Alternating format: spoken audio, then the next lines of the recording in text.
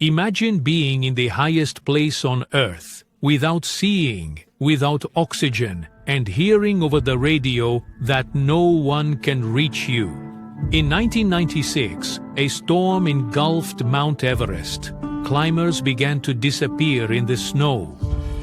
People froze alive, and some died believing they were near the camp. But one man caught the attention of the entire world because he was left to die and walked back alone from the frozen hell. This is the true story of the night Everest became a cemetery.